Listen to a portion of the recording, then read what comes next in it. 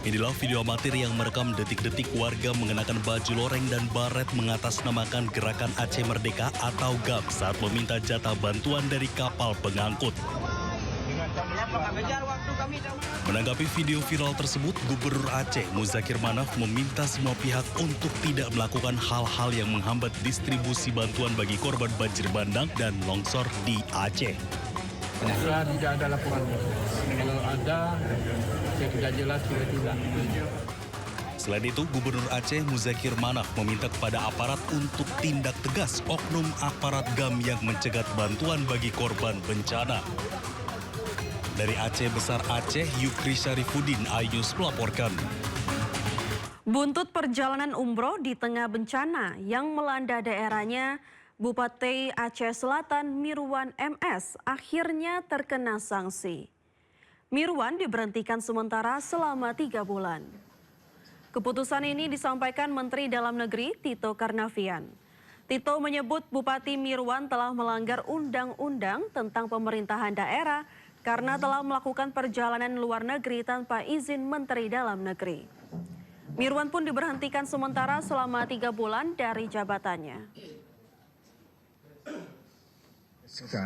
Yang sudah saya tertangani hari ini berkaitan dengan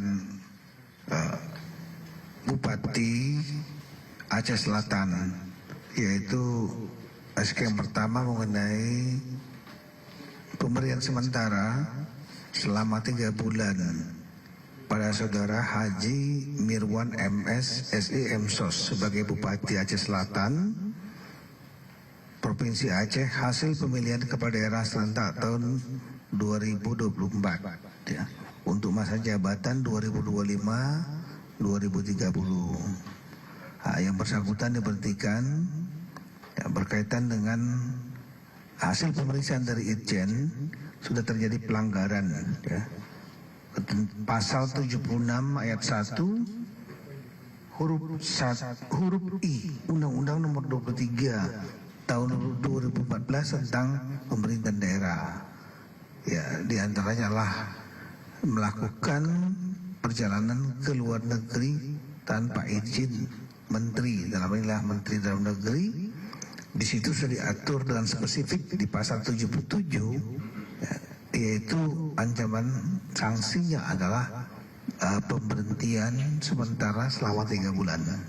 Batu-batu besar yang ada di belakang saya ini sebelumnya adalah rumah, bahkan permukiman warga yang nama desanya adalah Desa Salareh Air Timur yang berada di Kecamatan Palembayan, Kabupaten Agam, Sumatera Barat. Entah berapa banyak rumah warga yang tersapu bersih akibat banjir bandang yang terjadi pada tanggal 27 November lalu. Bahkan saya sendiri, bahkan petugas tidak tahu apakah di bawah tanah ini masih terdapat rumah ataupun jasad yang terkubur oleh lumpur dan bebatuan. Saat ini untuk aliran sungai sendiri normalnya adalah 5-10 meter. Namun akibat banjir jadi meluas kurang lebih sekitar 1 kilometer. Bayangkan yang tadinya sungai hanya selebar 5 meter meluas dan menyapu ada 2 kampung. Saya ulangi lagi, kalau di sini di tempat saya melaporkan ada 2 kampung yang tersapu banjir. Dan untuk mengetahui bagaimana kondisi dari ini saat ini ada petugas dari TNI yang ingin menyeberang ke desa seberang ataupun kampung seberang karena kami mendapatkan informasi dari terputusnya jembatan di sungai ini. Desa di seberang sana yang bernama desa ataupun Jorong Sabrang Air terisolasi selama 12 hari. Untuk jembatan sendiri kita langsung akan bertanya kepada Komandan Unit SAR Brimob Polda Sumatera Barat, Ibtu Syamer. Baik, Pak Syamer, mau bertanya saya tentang perkembangan pembangunan jembatan ini bagaimana Bapak? Ya Mbak, ini jembatan yang keempat yang telah kita bikin. Yang sebelumnya jembatan ini setelah kita bikin cuma paling lama bertahan 3 hari. Apabila debit air di hulu tinggi, jembatan kita akan tersapu. Jadi Ini jembatan keempat yang kita bikin. Terima kasih banyak Pak Samer atas waktunya. Semoga untuk pengerjaan jembatan bisa langsung siang ini sesuai target ya Pak ya, langsung siap untuk dilewati masyarakat. Baik, terima kasih banyak Pak Samer.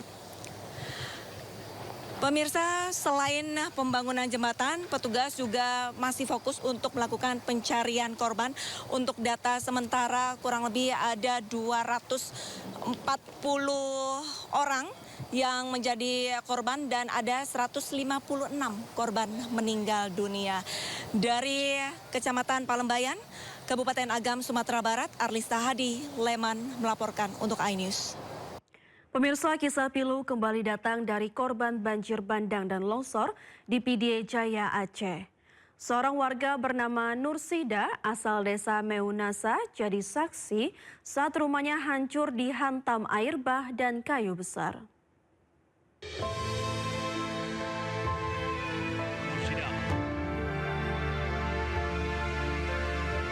Nursida hanya bisa terdiam memandang puing-puing rumahnya yang telah hilang di bawah banjir bandang. Rumah yang selama ini menjadi tempat bernaung dengan 3 kamar tidur dan dapur kini hanya menyisakan dinding roboh. Kisah itu terjadi saat banjir tiba-tiba naik sampai setinggi leher disertai kayu-kayu gelondongan besar yang menyeret apa saja di depannya. Nursida dan suaminya terseret arus namun berhasil lolos dari maut. Nursida tak mampu menahan tangis saat mengingat seluruh hasil panen padinya hanyut tanpa sempat diselamatkan. Tak hanya itu, sepeda motor miliknya juga hanyut entah kemana. Kini, Nursida dan suami harus mengungsi ke rumah saudara tanpa tahu kapan mereka dapat memulai hidup baru. Yang tersisa hanya puing, kenangan, dan harapan agar bantuan rehabilitasi segera datang. Hingga kini puluhan ribu keluarga di Pidie Jaya masih bertahan di pengungsian dengan kondisi memprihatinkan. Pemerintah daerah dan relawan terus berupaya menyalurkan bantuan. Dari Pidie Jaya, Aceh, Jamal Pangwa, iNews melaporkan. Ribuan orang masih mengungsi ke sejumlah titik aman akibat rumahnya hilang diterjang banjir bandang di Aceh Utara. Di Desa Rumo Rayeuk, Kecamatan Langkatan, anak dan lansia menempati tenda seadanya di perkebunan sawit.